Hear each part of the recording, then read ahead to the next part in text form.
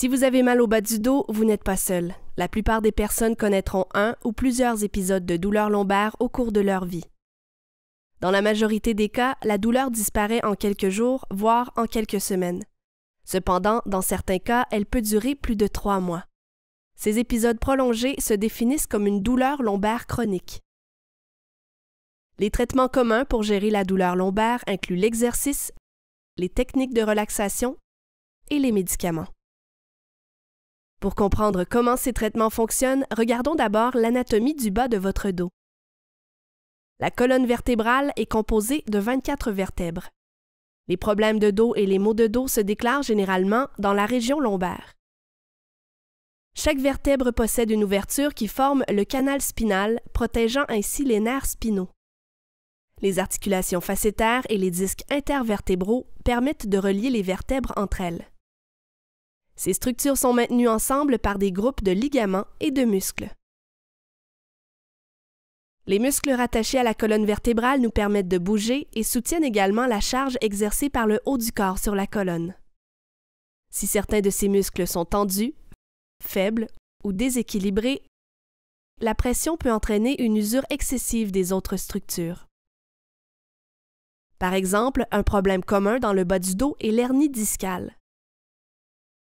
Dans ce cas, la pression exercée sur le disque intervertébral fait en sorte que son centre, le nucleus pulposus, se déforme et s'engage vers l'arrière, compressant ainsi les nerfs spinaux, ce qui entraîne une douleur lombaire. Pour certains patients, cette douleur peut aussi être ressentie dans les régions voisines où les nerfs spinaux en provenance du bas du dos passent, comme au niveau de la fesse, la jambe et le pied du côté atteint. L'exercice peut détendre les muscles et réduire la pression dans les structures du bas du dos. Il est important de consulter votre équipe de soins de santé pour déterminer quels exercices sont les plus adaptés à votre condition. Envisagez par exemple la méthode McKenzie, un programme d'exercice commun pour la douleur lombaire. Pour les patients avec une hernie discale postérieure, le fait de s'étendre sur le ventre réduit la pression sur les disques. Si votre condition le permet, faire des mouvements d'extension permet d'étirer et de détendre doucement les muscles. Le bas de votre colonne vertébrale devient également plus arqué avec le temps, amenant le centre du disque vers l'avant dans une position naturelle, réduisant l'irritation de vos nerfs et par le fait même la douleur dans le bas de votre dos et vos jambes. Le bénéfice de faire de l'exercice est plus grand que de seulement réduire la pression sur vos structures lombaires. En intégrant des exercices pour le bas de votre dos dans votre routine quotidienne, vous pouvez conditionner et raffermir vos muscles abdominaux et dorsaux, également appelés les muscles du tronc, et ainsi prévenir la récurrence de la douleur lombaire. Pour certains patients, les techniques de relaxation telles que la méditation dans une position détendue ainsi que la thérapie cognitivo-comportementale peuvent soulager les maux de dos. En effet, cette conséquence bénéfique est explicable par le fait que notre cerveau perçoit non seulement la douleur, mais qu'il est aussi responsable de la modulation des signaux de la douleur. Lorsque les structures du dos sont endommagées, les signaux de douleur qui remontent du bas du dos à travers la moelle épinière arrivent dans la région du cerveau percevant la douleur, le cortex somatosensoriel. Cependant, le signal n'est pas transmis directement, au moins 2 connexions doivent être effectuées.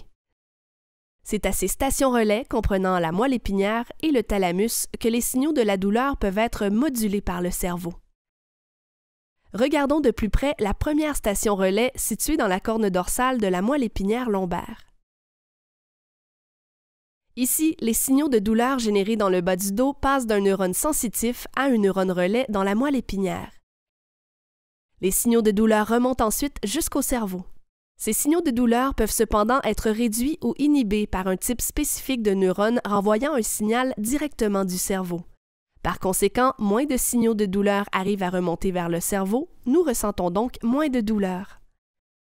Cependant, si par exemple vous êtes stressé, ces signaux du cerveau peuvent augmenter les signaux de douleur. Ainsi, des études démontrent que les patients souffrant d'anxiété ou de dépression ressentent plus la douleur, alors que les patients avec des attitudes positives et qui s'impliquent dans leur traitement ressentent moins la douleur. Votre professionnel de la santé pourrait également vous suggérer de prendre des analgésiques adaptés à votre condition et votre régime de médicaments actuel.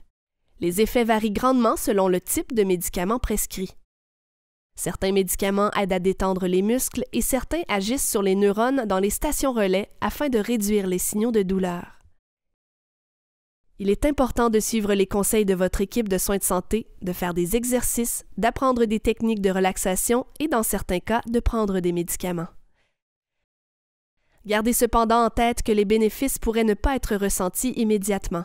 Cela prend du temps et votre participation active.